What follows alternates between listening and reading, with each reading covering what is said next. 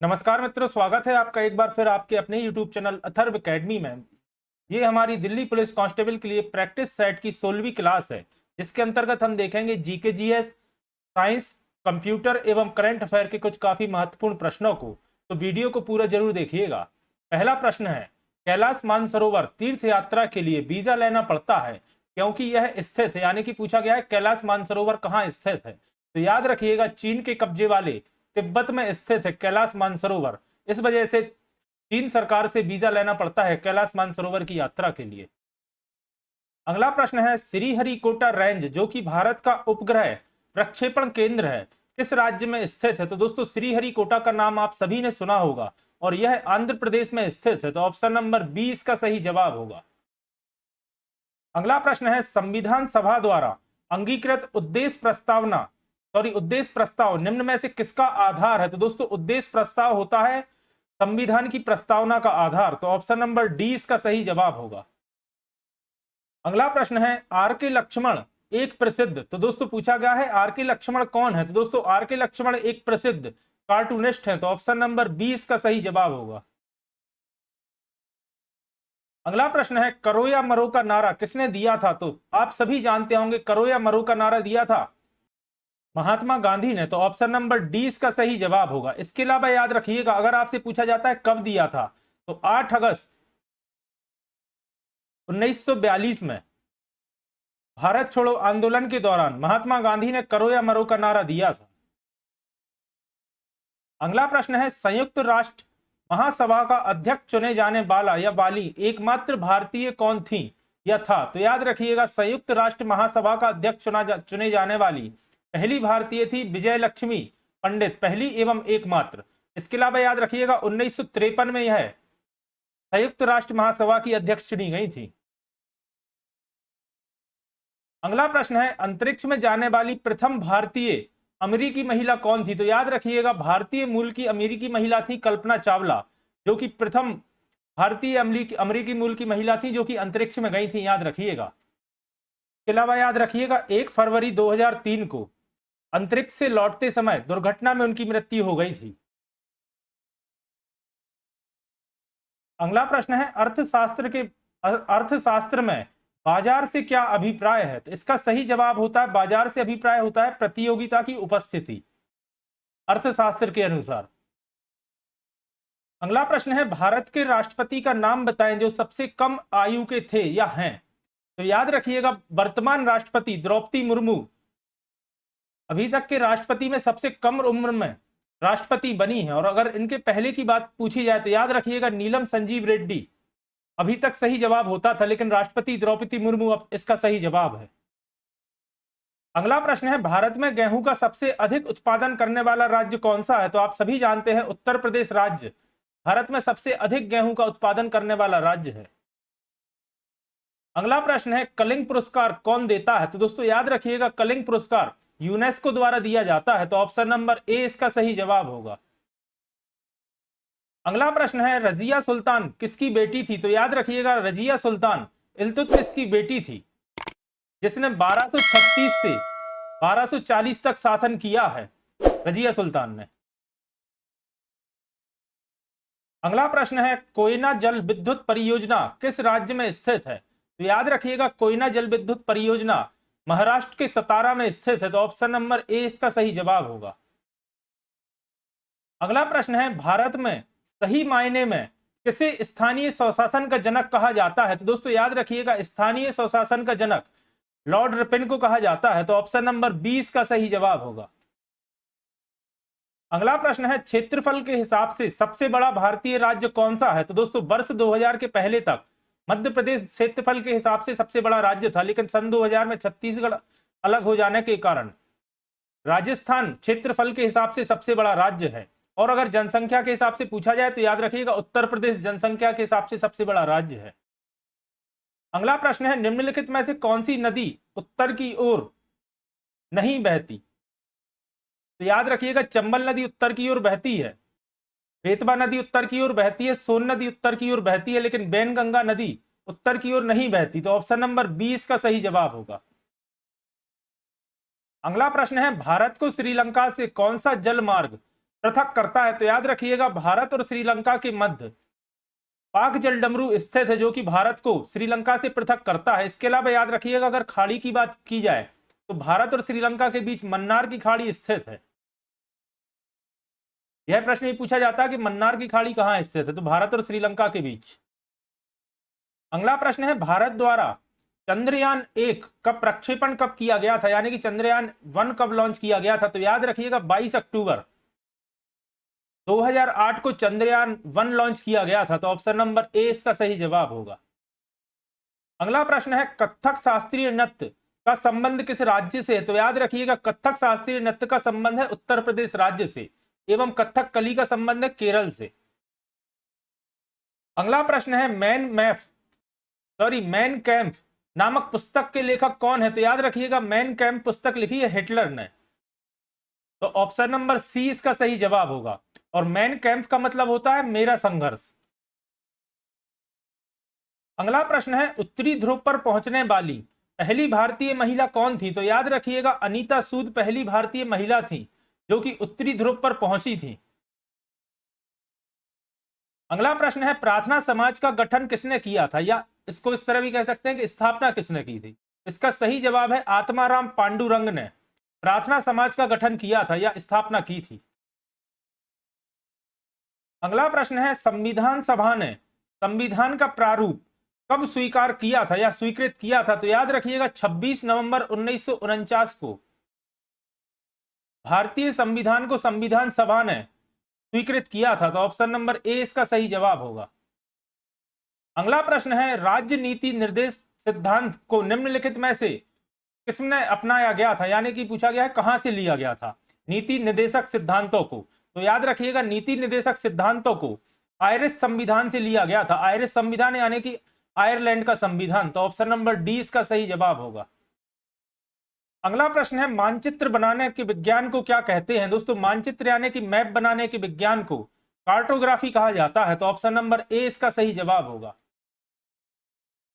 अगला प्रश्न है सर्व शिक्षा अभियान के अंतर्गत किस आयु वर्ग के बच्चे आते हैं? तो याद रखिएगा सर्व शिक्षा अभियान के अंतर्गत 6 वर्ष से 14 वर्ष तक के बच्चे आते हैं। तो ऑप्शन नंबर बी इसका सही जवाब होगा।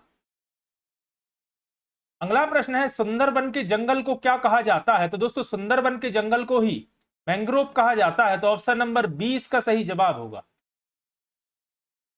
अगला प्रश्न है साइलेंट वैली कहां स्थित है? तो दोस्तों आप सभी जानते होंगे साइलेंट वैली केरला में स्थित है, यानी कि ऑप्शन नंबर 20 का सही जवाब होगा केरल।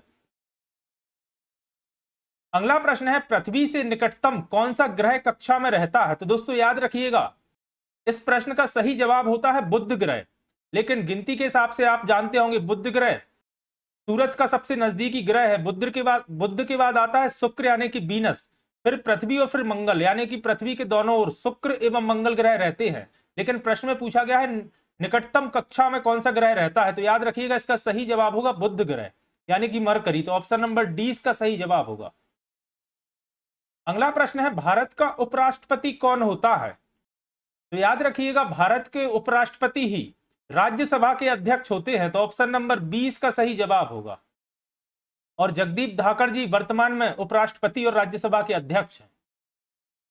अगला प्रश्न है भारत के संविधान में संवैधानिक उपचार का अधिकार निम्नलिखित में से किस अनुच्छेद में दिया गया है? तो याद रखिएगा संवैधानिक उपचार का अधिकार अनुच्छेद 32 में दिया गया है सुप्रीम कोर्ट के लिए, और इसके अलावा याद रखिएगा 226 में दिया गया है हाई कोर्ट के लिए।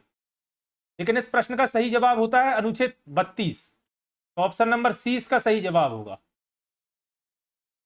अगला प्रश्न है सार्वजनिक पद का अधिकार है, ऑप्शन है नागरिक अधिकार, आर्थिक अधिकार, नैतिक अधिकार या राजनैतिक अधिकार। तो याद रखिएगा सार्वजनिक पद का अधिकार होता है नैतिक अधिकार। तो ऑप्शन नंबर सी इसका सही जवाब होगा। इसके अलावा याद रखिएगा नैतिक अधिकारों को संविधान के अनुच्छेद 19(2) में दिया गया है। अगला प्रश्न है भारतीय रिजर्व बैंक है कृषि को सीधा वित्त प्रदान करता है, प्राथमिक सहकारी समितियों को वित्त प्रदान करता है, राज्य सहकारी बैंकों को वित्त प्रदान करता है, या कृषि को वित्त प्रदान करता है? दोस्तों कृषि या एग्रीकल्चर के मद्देनजर पूछा गया है। तो याद रखिएगा भारतीय रिजर्व बैंक राज्य सहकारी बैंकों को वित्त प्रदान करता है। तो ऑप्शन नंबर सी इसका सही जवाब होगा। अगला प्रश्न है क्वार्ट्ज का रासायनिक नाम क्या है? तो दोस्तों क्वार्ट्ज का रासायनिक नाम होता है सिलिकॉन डाइऑक्साइड। तो ऑप्शन नंबर डी इसका सही जवाब होगा। अगला प्रश्न है वायुयानों में टायरों को भरने के लिए किस गैस का प्रयोग किया जाता है? तो याद रखिएगा, आपको अलग अलग बुक में इन तीनों का नाम देखने को मिल सकता है। नाइट्रोजन का उपयोग भी किया जाता है, हीलियम का उपयोग भी किया जाता है और हाइड्रोजन का उपयोग भी किया जाता है। लेकिन याद रखिएगा, इस प्रश्न का सही जवाब होता है नाइट्रोजन। सबसे पहले हाइड्रोजन का प्रयोग किया जाता था, लेकिन आप सभी जानते होंगे हाइड्रोजन एक ज्वलनशील गैस है और हीलियम हल्की होने के कारण इसका रिसाव जल्दी होता है। इस वजह से नाइट्रोजन गैस का प्रयोग किया जाता है वायुयानों के टायरों को भरने के लिए। अगला प्रश्न है आत्महत्या की थैली किसे कहा जाता है? तो याद रखिएगा लाइजोसोम को आत्महत्या की थैली कहा जाता है। तो ऑप्शन नंबर सी इसका सही जवाब होगा। अगला प्रश्न है बॉसिंग सोडा है, यानी कि बासिंग सोडा का रासायनिक नाम पूछा गया है। तो याद रखिएगा सोडियम कार्बोनेट बासिंग सोडा का रासायनिक नाम होता है और सोडियम बाइकार्बोनेट होता है खाने के सोडे का या मीठे सोडे का रासायनिक नाम। तो इनको दोनों को याद रखिएगा, सोडियम कार्बोनेट होता है बासिंग सोडा और सोडियम बाइकार्बोनेट खाने का सोडा। अगला प्रश्न है विद्युत अपघटन के नियम किसके द्वारा दिए गए हैं? तो दोस्तों आप सभी जानते होंगे विद्युत अपघटन के नियम दिए गए माइकल फैराडे के द्वारा। तो ऑप्शन नंबर ए इसका सही जवाब होगा, फैराडे या माइकल फैराडे। अगला प्रश्न है यदि माता पिता के रक्त का समूह ओ है तो बच्चों का संभावित रक्त समूह कौन सा होगा? तो याद रखिएगा बच्चों का भी संभावित रक्त समूह ओ होगा। तो ऑप्शन नंबर डी इसका सही जवाब होगा। अगला प्रश्न है संतरा किसका प्रबल स्रोत होता है? तो दोस्तों संतरा होता है विटामिन का प्रबल स्रोत और मुख्य रूप से संतरा में विटामिन सी पाया जाता है, उसके बाद विटामिन ए और विटामिन बी भी पाया जाता है, लेकिन मुख्य रूप से सी पाया जाता है, याद रखिएगा।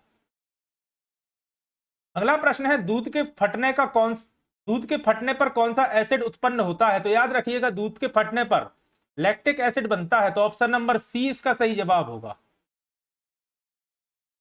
अगला प्रश्न है एड्स का पूर्ण रूप क्या है? तो दोस्तों याद रखिएगा एड्स का पूर्ण रूप होता है एक्वायर्ड इम्यून डिफिशियंसी सिंड्रोम। तो ऑप्शन नंबर सी इसका सही जवाब होगा, एक्वायर्ड इम्यून डिफिशियंसी सिंड्रोम। अगला प्रश्न है द्रव्यमान ऊर्जा समतुल्यता का संबंध E is equal to mc square का प्रतिपादन किसने किया था? तो दोस्तों आप सभी जानते होंगे E is equal to mc square का प्रतिपादन किया था आइंस्टीन ने या अल्बर्ट आइंस्टीन ने। तो ऑप्शन नंबर 20 का सही जवाब होगा।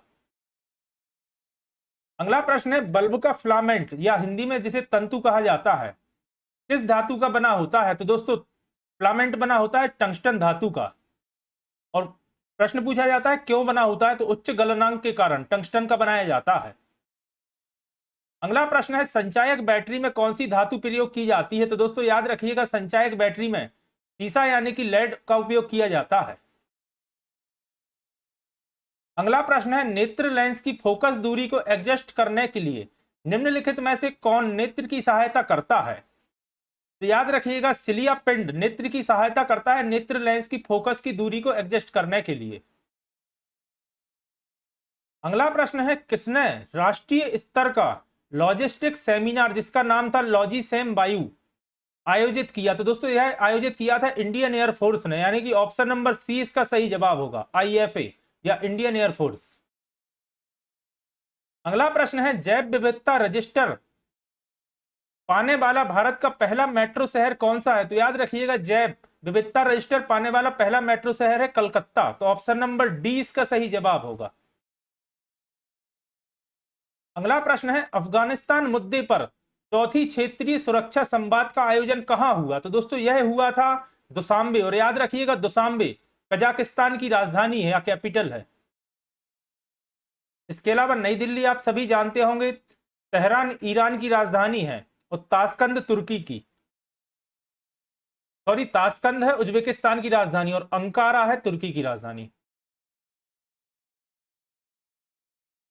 अगला प्रश्न है प्रधानमंत्री नरेंद्र मोदी ने विश्व के पहले नैनो तरल यूरिया संयंत्र का उद्घाटन कहां किया? तो दोस्तों प्रधानमंत्री मोदी ने, याद रखिएगा पहला पूछा गया है, पहले नैनो तरल यूरिया संयंत्र का उद्घाटन किया है गांधीनगर गुजरात में। तो ऑप्शन नंबर सी इसका सही जवाब होगा।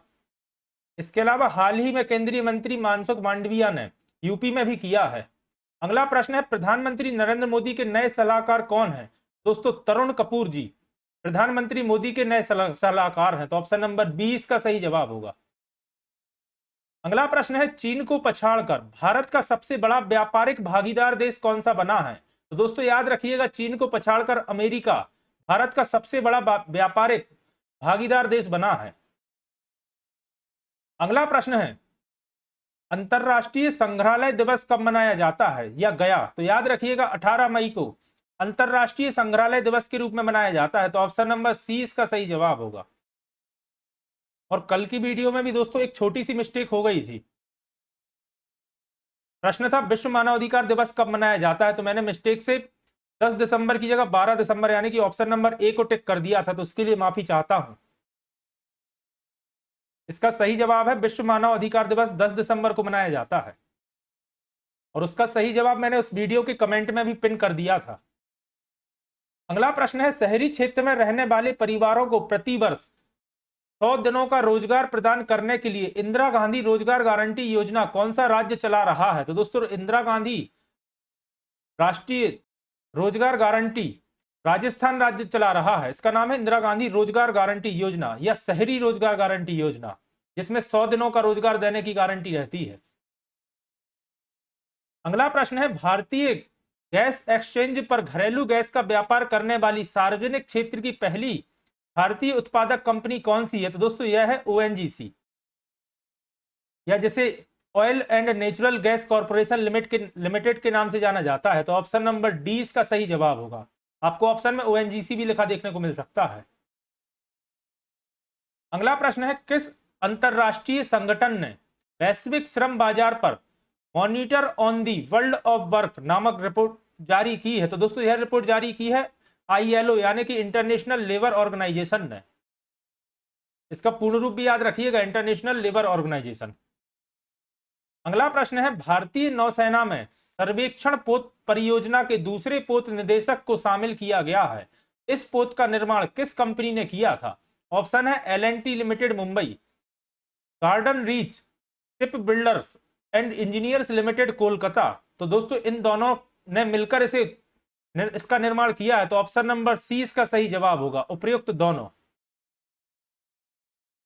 अगला प्रश्न है, केंद्रीय वाणिज्य और उद्योग मंत्रालय द्वारा जारी रिपोर्ट के अनुसार वित्त वर्ष 2022-23 में भारत को किस देश से सबसे अधिक विदेशी निवेश प्राप्त हुआ है? तो याद रखिएगा बात 2022-23 की जा रही है, क्योंकि 23-24 का भी आया नहीं है। ये रिपोर्ट आती है मार्च में, तो 2024 के मार्च में आएगी 23-24 की रिपोर्ट। और 2022-23 की रिपोर्ट के अनुसार इसका सही जवाब है सिंगापुर, जहां से सबसे ज्यादा विदेशी निवेश प्राप्त हुआ है भारत के लिए। अगला प्रश्न है, किस देश के लैंडस्केप गार्डन जिसका नाम है सिटी ऑफ वर्ल्ड मार्क्स को यूनेस्को की विश्व धरोहर स्थल का दर्जा प्राप्त हुआ है? तो दोस्तों इसका सही जवाब होगा ब्राजील के लैंडस्केप गार्डन, जिसका नाम भी याद रखिएगा सिटी ऑफ वर्ल्ड मार्क्स। इसे विश्व धरोहर की सूची में शामिल किया गया है यूनेस्को के द्वारा। अगला प्रश्न है, केंद्र सरकार ने स्वच्छ ईंधन बेहतर जीवन के लिए किस दिन उज्ज्वला दिवस मनाने की घोषणा की है? तो याद रखिएगा उज्ज्वला दिवस मनाने की घोषणा की गई है 1 मई को। तो ऑप्शन नंबर 20 का सही जवाब होगा, 1 मई को उज्ज्वला दिवस के रूप में मनाया जाएगा।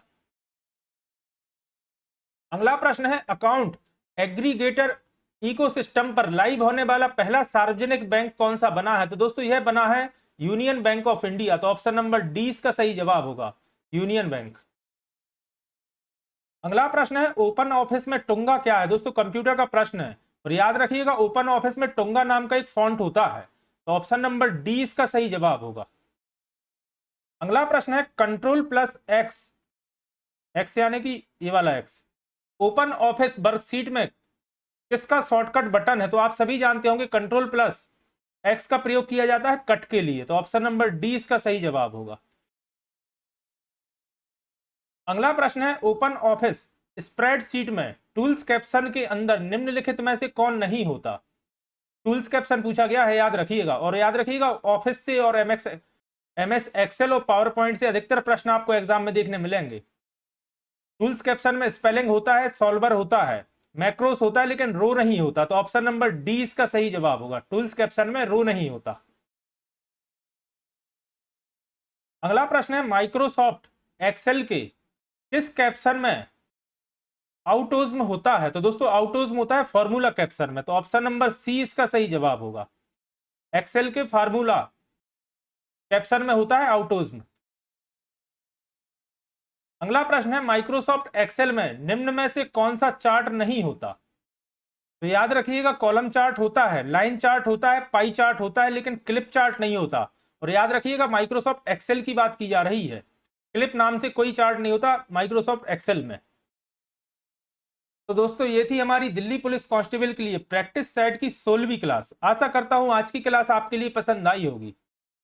अगर आज की क्लास आपको पसंद आई है तो वीडियो को लाइक करें, कमेंट करें, और अगर आपने अभी तक अथर्व एकेडमी चैनल को सब्सक्राइब नहीं किया है तो चैनल को सब्सक्राइब करें और ज्यादा से ज्यादा लोगों तक शेयर करें। जल्दी ही फिर मिलता हूं अपनी अगली वीडियो के साथ। धन्यवाद दोस्तों।